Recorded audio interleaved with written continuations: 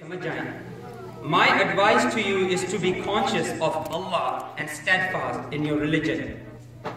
کہ میں تم سے یہ کہتا ہوں کہ تم اللہ کو کبھی بھولنا مت اور اپنے دین میں کامل رہنا. Do not yearn for the world اور اس دنیا کے پیچھے بھاگنا مت. And do not be seduced by it اور اس کی چمک دمک کے فریب میں مت آ جانا. Do not resent anything you have missed in it. اس میں جو بھی تم سے چھوٹ گیا ہو اس کے پیچھے بھاگنا مت اور اس کے اوپر افسوس مت کرنا. Proclaim the truth, work for the next world. ہمیشہ سچائی کا ساتھ دینا اور ہمیشہ اس دنیا کے لیے تیاری کرنا. Oppose the oppressor and support the oppressed. اور جو ظلم کرے اس کے خلاف اٹھ جانا اور جس پہ ظلم ہو رہا ہو اس کا ساتھ دینا. واہ کیا کہنا. I advise you and all my children, my relatives, and whosoever receives this message to be conscious of Allah. میں اپنے بچوں کو, اپنے عزیز اور اقربا کو اور جو بھی میرے اس پیغام کو سن رہا ہو, مولا کو یقین تھا کہ یہ میرا پیغام میرے شیعوں تک ضرور پہنچے گا. مولا فرماتے ہیں کہ جو بھی میرے اس خط کو پڑھ رہا ہو, اس کو سن رہا ہو, میں اس سے یہی کہتا ہوں کہ اللہ سے ہمیشہ خوف زدہ رہنا, اللہ کا خیال ہمیشہ اپنے دل میں رکھنا. To remove your differences اور آپس میں جو آپ کی کوئی بھی ناچاکیاں ہیں آپس میں اس کو دور کر دینا. And to strengthen your ties اور آپس میں ہمیشہ جڑ کے رہنا, مل جل کے رہنا. I heard your grandfather, peace be upon him, say reconciliation of your differences is more worthy than all the prayers and fasting. مولا کہتے ہیں کہ میں نے رسول خدا کو یہ کہتے ہوئے سنا کہ آپس میں مل جل کے رہنا بہتر ہے ہمیشہ کی نماز سے, ہمیشہ کے روزوں سے. سبحان اللہ. Fear Allah in matters concerning orphans اور یتیموں کا خاص طور پہ خیال رکھنا. Attend to their nutrition and do not forget their interest in the middle of yours. ان کے کھانے پینے کا خیال رکھنا اور دیکھنا کہ اپنی ذات کی خاطر ان کے مفاد کو تم بھول مت جانا. Fear Allah in matters concerning orphans. Fear Allah in your relations with your neighbors. اور اپنے پڑوسی کا ضرور خیال رکھنا. Your prophet often recommended them to you. رسول خدا نے ہمیشہ اس چیز کی تاکید کی ہے. So much so that we thought he would give them a share inheritance. یعنی اتنی تاکید کی ہے اپنے پڑوسی کی کہ ہم یہ سمجھے کہ ہماری انہیریٹنس میں سے ان کو بھی حصہ ملنے والا ہے. اللہ اکبر, اللہ اکبر. Remain attached to the Quran اور قرآن کو اپنے سے الگ مت کرنا. سبحان اللہ. Remain attached to the Quran. Nobody should surpass you in being intent on it. یعنی کہ کوئی ایسا شخص نہیں ہونا چاہیے جو قرآن کے معاملے میں آپ سے آگے بڑھ جائے اور more sincere in implementing it. اور کوئی ایسا بھی نہ ہو جو آپ سے بڑھ کر قرآن پہ چلے. یعنی کہ آپ کو یہ چاہیے کہ شیعہ علی ایسے ہونے چاہیے کہ قرآن جو کہہ رہا ہے وہ شیعہ کریں, جو شیعہ کریں وہ قرآن بن جائے گا. یہ ہمارے مولا کہہ رہے ہیں اور کہتے ہیں fear Allah in relation to your prayers. اور ہمیشہ اللہ سے خوف کھاتے رہنا اپنی نمازوں میں اور نمازوں کو قائم کرے رہنا. It is the pillar of your religion. یہ دین کا ستون ہے. پلر یعنی کہ ایک بلڈنگ جو کھڑی ہوتی ہے وہ ہمیشہ 4 ستون پہ کھڑی ہوتی ہے. اگر ستون کھینچ لیا جائے بلڈنگ گر جاتی ہے. مولا فرما رہے ہیں کہ نماز تمہارے دین کا ستون ہے, اگر اس کو کھینچ لیا جائے تو تمہارے پاس کچھ رہے گا نہیں, بلڈنگ گر جائے گی. صلوات بھیجئے محمد و آل محمد. اللہم صلی علی محمد و آل محمد وعجل فرجہم. Fear Allah in relation to his house. اور ہم اس خدا کے گھر کا خیال رکھنا. Do not abandon it as long as you live. اور اس کو خبردار چھوڑ مت دینا. If you should do that, you would abandon your dignity. اگر تم نے کعبہ خدا کے گھر کو چھوڑ دیا تو تم نے اپنی عزت کھو دی. Persist in jihad in the cause of Allah. اور جہاد کرتے رہنا. اور مولا بتاتے ہیں کہ جہاد کیا ہے. یہ وہ جہاد نہیں ہے کہ جو آج کا مسلمان بڑی بڑی داڑیوں اور ٹوپیاں سر پہ رکھ کے کر رہا ہے اور کلاشنکوف اٹھا کے اور مسلمانوں کا قتل عام کر رہا ہے. یہ وہ جہاد نہیں ہے. مولا فرماتے ہیں سبحان اللہ سبحان اللہ. Persist in jihad in the cause of Allah with your money. اپنی دولت سے, اپنے پیسے سے. مولا یہ نہیں فرما رہے کہ جو تم کماتے ہو وہ راہ خدا میں خرچ کر دو, مگر جو حق ہے وہ ضرور دو. Your soul, اور اپنی روح سے, اپنے نفس سے جہاد کرو. And your tongue, اور اپنی زبان سے جہاد کرو. یہ مولا کا فرمان ہے کہ اگر کبھی تم پہ ظالم مسلط ہو جائیں اور اس کے خلاف تمہیں کھڑا ہو جانا چاہیے, اور اگر تم کھڑے نہ ہو سکو تو اپنی آواز ضرور بلند کرو. Maintain communication and exchange of opinion among yourselves. کہ ہمیشہ آپس میں بات چیت کرتے رہو اور اپنے خیالوں کا تبادلہ کرتے رہو ایک دوسرے سے. Beware of disunity and enmity. اور آپس میں تتر بتر مت ہو جاؤ, ٹوٹ پھوٹ مت جاؤ. یعنی آپس میں ایکا بنا کے رکھو, کیونکہ یہی ہے اصل میں کمیونٹی کی اسٹرینتھ. اور ایک دوسرے سے دشمنی مت کرو. Do not desist from promoting good deeds and cautioning against bad ones. اور ہمیشہ ایک دوسرے کو اچھائی کی طرف دعوت دیتے رہو اور برائی سے روکتے رہو. And you will call upon Allah without response. اگر آپ نے ایسا نہ کیا تو اللہ بھی آپ کی سننے والا نہیں. O children of Abdul Muttalib, do not shed the blood of Muslims under the banner the Imam has been assassinated. مولا کیا فرماتے ہیں؟ کہتے ہیں اے اولاد مطلب, تم اس جھنڈے, اس نعرے کو لے کے کہ ہمارے امام کو قتل کر دیا گیا ہے, اس لیے آج ہم پر بھی خون حلال ہو چکا ہے مسلمانوں کا, خبردار ایسا مت کرنا. The Imam has been assassinated. Only the assassin should be condemned to death. صرف وہ کہ جس نے قتل کیا ہو تم اس کو قتل کر سکتے ہو. If I die of this stab of his, اگر میں اس دنیا سے چلا جاؤں اس ضرب کی وجہ سے, kill him with one similar stroke, یعنی ایک ہی ضرب اس کے سر پہ بھی لگانا, اس سے زیادہ نہیں اس کو اذیت دینا. سبحان اللہ. ہائے مولا. Do not mutilate his body, یعنی میرے جانے کے بعد اس کی بے حرمتی, اس کے جسم کی بے حرمتی مت کرنا, کیونکہ مولا فرماتے ہیں, ہمارے رسول خدا فرماتے ہیں, do not mutilate, not even a rabid dog, یعنی ایک بد نسل, ایک گندے کتے کی باڈی کو بھی, یعنی اس کے جسم کو تم پامال مت کرو اس کے مر جانے کے بعد. آج دیکھ لیجئے زمانے میں کیا ہو رہا ہے. اس کی وجہ یہی ہے کہ یہ لوگ اپنے امام کو پہچان نہیں سکے. آج آپ فیس بک پہ دیکھ رہے ہوں گے کہ کس طرح مسجدوں کے اندر لوگ گھس کے ایک دوسرے پہ حملے کر رہے ہیں. عزیزان محترم, یہ ابتدا ڈالی تھی اس دن ابن ملجم نے, اور ابن ملجم کوئی ایک شخص کا نام نہیں ہے. ابن ملجم ایک شخص کا نام نہیں ہے, یہ ایک آرگنائزیشن کا نام ہے. وہ آرگنائزیشن جس نے مولا کا حق چھینا, وہ آرگنائزیشن جس نے ہماری شہزادی فاطمہ بنت رسول بنت محمد کا حق چھین لیا. اللہم صلی علی محمد و آل محمد. عزیزان محترم, اگر علی کو مسلمان پہچان جاتا, خدا کی قسم آج جس حال میں مسلمان ہے اس حال میں نہ ہوتا. عزیزان محترم, ہمارے مولا, میں آپ کو بس ایک چیز اور پیش کرنا چاہتا ہوں, اس کے بعد انشاءاللہ چند مسائل آپ کی زحمتیں تمام.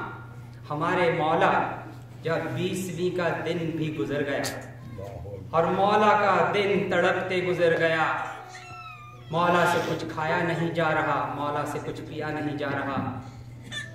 اولاد ہے کہ مولا کو گھیرے ہوئے ہے. اتنے میں صحابہ جو باہر دروازے سے کھڑے ہیں, ان کے رونے کی آوازیں آ رہی ہیں.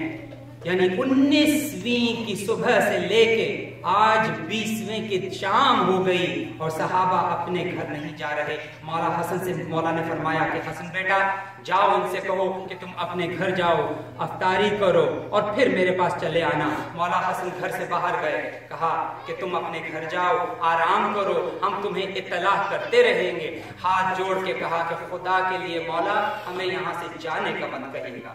اچھا مولا واپس آئے. مولا علی نے فرمایا کہ اچھا ایسی بات ہے, بیویوں سے کہو کہ ذرا پردے میں چلے جائیں اور ان سے کہو کہ یہ اندر آئیں, میں ان سے کچھ پوچھنا چاہتا ہوں, ان سے بات کرنا چاہتا ہوں. عزیزان محترم, مولا کے کچھ خاص صحابی گھر میں تشریف لائے اور مولا فرماتے ہیں کہ آؤ بیٹھو. اور مولا فرماتے ہیں سلونی سلونی, پوچھو مجھ سے جو پوچھنا ہے, کیونکہ اب زیادہ دیر میں تمہارے بیچ رہنے والا نہیں ہوں. عزیزان محترم, الگ الگ سوالات صحابہ نے کیے, جس کا جتنا علم تھا اتنا اس نے سوال کیا. ایک صحابی نے بڑا عجیب سا سوال کیا عزیزان محترم, اور انشاءاللہ ایک پوری مجلس میں اسی موضوع پہ پڑھوں گا. آج وقت میرے پاس اتنا نہیں ہے. وہ کہتا ہے کہ مولا یہ بتائیے کہ آپ بہتر ہیں یا آدم بہتر ہیں؟ مولا نے سر جھکایا, کہا کہ بڑا عجیب سوال تم نے کیا ہے, وقت میرے پاس ہے نہیں کہ میں تمہیں تفصیل بتاؤں, مگر چونکہ تم نے سوال کیا ہے مجھ پہ فرض ہے کہ میں اس کا جواب دوں. مولا فرماتے ہیں کہ میں آدم سے بہتر. کہا مولا کیسے؟ کہا اس لیے کہ اللہ نے جس چیز سے آدم کو منع کیا تھا کہ اے آدم یہ چیز مت کھانا, اس آدم نے وہ چیز کھائی اور ان کو جنت سے نکالا گیا. میں علی حالانکہ مجھے وہ چیز منع نہیں کی, مگر میں اس کے قریب بھی پوری زندگی نہیں گیا, صرف اس لیے کہ میرا اللہ مجھ سے خوش ہو جائے. کہا کہ اچھا مولا یہ بتائیے کہ آپ بہتر یا نوح بہتر؟ کہا کہ میں بہتر, میں علی بہتر. کہا کہ مولا کیسے؟ کہا کہ نوح کو جب پیغام پہنچانے کو کہا گیا اور نوح اس مشن پہ نکلے تو نوح جب بھی اللہ کا نام لیتے تو ان کی قوم ان پہ پتھراؤ کرتی, ان کو اذیت پہنچاتی, اور نوح ہاتھ اٹھاتے کہ اے پروردگارا اس قوم کو تو تباہ و برباد کر. اور میں وہ علی ہوں کہ جس کو جتنی اذیتیں مجھے پہنچائی گئی اتنی کسی کو نہ پہنچائی گئی, مگر میں نے کبھی بھی رسول کی قوم کے لیے بد دعا کے لیے ہاتھ نہیں اٹھایا. پھر مولا سے فرمایا مولا آپ یہ بتائیے کہ آپ بہتر یا حضرت ابراہیم بہتر؟ کہا کہ میں علی ابراہیم سے بہتر. کہا کیسے مولا؟ کہا کہ ابراہیم نے اپنے پروردگار سے پوچھا کہ اے اللہ مجھے یہ تو بتا کہ تم مردہ کو زندہ کیسے کرتا ہے, تو مردہ کو زندہ کیسے کرتا ہے؟ تو فرمایا ابراہیم تمہیں یقین نہیں ہے؟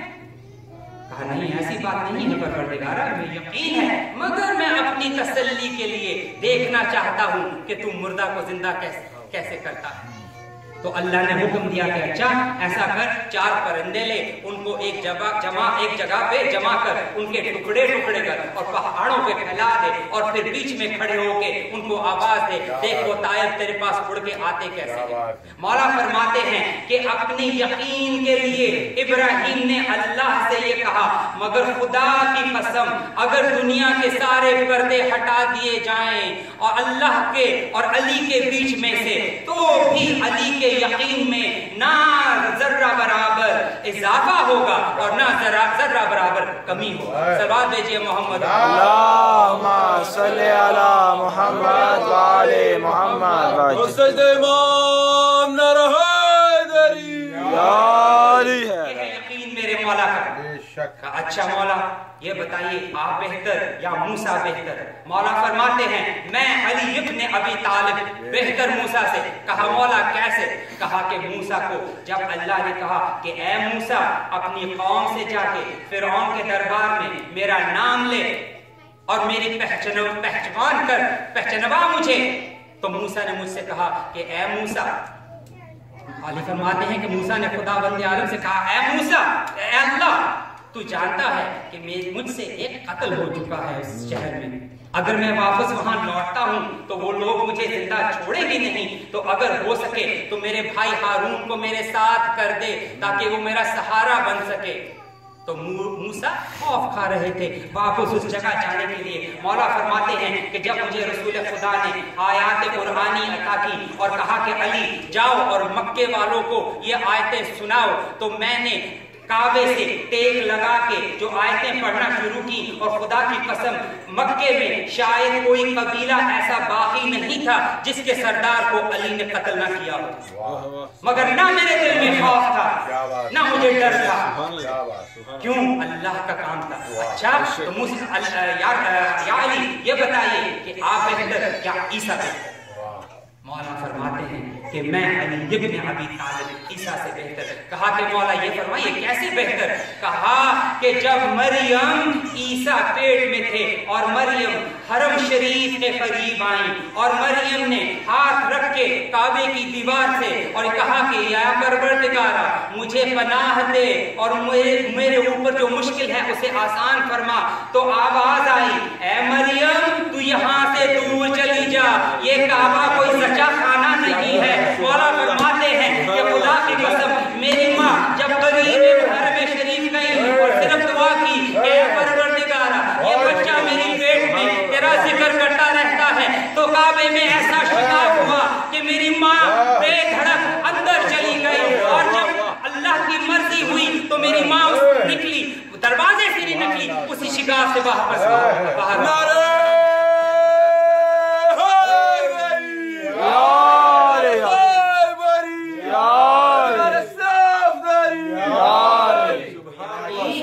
جو مریم کے لیے سچا خانہ نہیں تھا وہ میرے مولا کے لیے سچا خانہ بن گیا۔ آپ کتنا ہی چھپائیں یا سعودی عربیہ والے، خدا کی قسم آج بھی وہ شگاف باقی ہے۔ بلکہ کچھ ہی دن پہلے ایک فیس بک پہ ایک تصویر آئی تھی جس میں وہ باقاعدہ وہ جگہ دکھائی جہاں پہ وہ پوری دیوار ٹوٹی ہوئی ہے۔ ہر سال عرب اتنا پیسہ خرچ کرتے ہیں کہ کسی طرح اس دیوار کو شگاف کو بھر دیں، مگر وہ شگاف ایسا ہے کہ بھرتا نہیں۔ خدا کی قسم میں نے یہ سنا ہے کہ وہ جرمنی سے اسپیشلی انجینئرز لے کے آئے اور آرکیٹیکٹ لے کے آئے کہ کسی طرح اس دیوار کو ایسا چنوا دو کہ اس کا نام و نشان نہ رہے۔ اس نے کہا کہ میں دعویٰ کرتا ہوں کہ میں اس کو ایسا بھر دوں گا کہ کبھی آپ کو پتہ بھی نہیں چلے گا کہ اس میں شگاف ہے۔ اس نے اپنا کام شروع کیا اور عزیزان محترم کچھ عرصے کے بعد اس نے دیوار کو بنا دیا اور اس نے سب کو بلایا، کہا آؤ، ایک جرمن کی بات کر رہا ہوں، اس نے سب کو بلایا اور کہا کہ آؤ دیکھو میں نے کیسے دیوار کو بنا دیا ہے۔ معلوم نہیں ہوتا کہ باقی دیوار الگ ہے اور یہ حصہ الگ ہے، بس یہ کہتے ہیں کہ وہ ابھی پلٹ کے حرم شریف سے باہر نہ نکلا تھا کہ ایسا زلزلہ آیا کہ وہ شگاف باقی رہا اور لوگوں نے کہا کہ آؤ ذرا دیکھو تو صحیح، وہ ویسے کا ویسا ہی ہے۔ محترم کہاں تک چھپاؤ گے فضیلت علی کی؟ کہاں تک چھپاؤ گے فضیلت علی؟ مولا کا ہر پہلو ایسا ہے، میں بار بار یہی بات کہتا ہوں کہ مولا کا ہر پہلو ایسا ہے کہ اگر اس کو اٹھا کے دیکھیں خدا کی قسم آپ کی زندگی بن جائے۔ بس عزیزان محترم میرا وقت ختم ہوا، 20ویں کا دن گزر گیا، 20ویں کا دن گزر گیا، حرم مولا کے بستر کے قریب مولا سے گفتگو بھی کر رہے ہیں اور مولا کے سرہانے کھڑے، مولا کا سر پکڑے ہوئے، حسین پاؤں دبا رہے ہیں، حسن ہاتھ دبا رہے ہیں، زینب نے اپنے بابا کے سر پہ ہاتھ رکھا ہوا ہے۔ عزیزان محترم مولا فرماتے ہیں کہ حسن بیٹا میرے قریب آ۔ امام حسن مولا کے قریب گئے، حسن کا ہاتھ پکڑا اور کہا کہ بیٹا زینب و ام کلثوم اور باقی گھر کے جتنے فرد ہیں میرے قریب آئیں، یہاں تک کہ سب مولا حسن کے اور امام علی کے قریب آ گئے۔ مولا نے حسن کا ہاتھ جو ہے جناب امام حسین کے ہاتھ میں دیا، حسین کا ہاتھ جناب زینب کے ہاتھ میں دیا، زینب کا ہاتھ جناب ام کلثوم کے ہاتھ میں دیا۔ عزیزان محترم کہا کہ حسن بیٹا میرے بعد اپنے بہن بھائیوں کا خیال ضرور رکھنا، اب میں نہ رہوں گا، بیٹا خیال ضرور رکھنا۔ بس عزیزان محترم، مولا یہ فرماتے ہیں کہ کسی بیوی کے رونے کی آواز ہے۔ مولا پوچھتے ہیں میں تو ابھی زندہ ہوں، یہ رونے والی کون ہے؟ کہا کہ یہ عباس کی مادر گرامی ہے۔ کہا کہ ام المؤمنین کو میرے قریب لے کے آؤ۔ عزیزان محترم، جناب فاطمہ قریب آئیں، جناب مادر حضرت عباس جن کا نام بھی فاطمہ تھا قریب آئیں۔ کہا کہ بتاؤ کیا بات ہے، کیوں روتی ہو؟ ہاتھ جوڑ کے کہنے لگی مولا آپ نے سارے گھرانے کا ہاتھ حسن کے ہاتھ میں دے دیا ہے، کیا میرے عباس سے کوئی غلطی ہو گئی ہے؟ کیا مجھ سے کوئی تاخیر ہو گئی ہے؟ مولا مجھے بتائیے، میں عباس کو کہتی ہوں کہ وہ آپ سے معافی مانگ لے۔ مولا فرماتے ہیں کہ حسین بیٹا میرے قریب آؤ، عباس کو لے کے آؤ۔ عباس قریب آئے، عباس کا ہاتھ پکڑا، حسین کا ہاتھ عباس کے ہاتھ میں دیا اور کہا عباس بیٹا حسین کا خیال رکھنا۔ دیکھو میرے بیٹا، دیکھو میرے بیٹے، حسین ہے محمد کا بیٹا، تم ہو میرے بیٹے۔ ارے خیال رکھنا مجھے قیامت کے دن شرمندگی نہ اٹھانی پڑے۔ عزیزان محترم، کیا قیامت برپا ہوگی اس وقت، مگر عزیزان محترم کربلا میں جس دن ارے حضرت عباس نہر فرات کی طرف سے پلٹ کے خیموں کی طرف آ رہے تھے، اور اس وقت جب ایک شکیل تلوار سے مولا کا ہاتھ کاٹا ہوگا تو علی یقیناً دیکھ رہے ہوں گے۔ ارے وہ ہاتھ، ارے اب معلوم ہو گیا ہوگا کہ اب عباس کے ہاتھ، عباس کے بازو کٹنے کے بعد اب حسین باقی زندہ نہ رہے گا۔ عزیزان محترم، وہ وقت بھی آ گیا، وہ وقت بھی آ گیا کہ عباس کا لاشا فرات کے قریب مولا رکھ کے اب بیٹھ گئے اور عباس کا سر اٹھا کے اپنے زانوں میں رکھا۔ حضرت عباس نے اپنا سر جھٹک کے زمین پہ گرا دیا۔ حضرت امام حسین نے حضرت عباس کا سر دوبارہ اٹھایا، اپنے زانوں پہ رکھا۔ حضرت عباس نے اپنا سر گرا دیا۔ اب جب تیسری مرتبہ ایسا ہوا تو حسین نے عباس کو دیکھا، کہا عباس میں اتنا غریب ہو گیا ہوں کہ میرے پہلو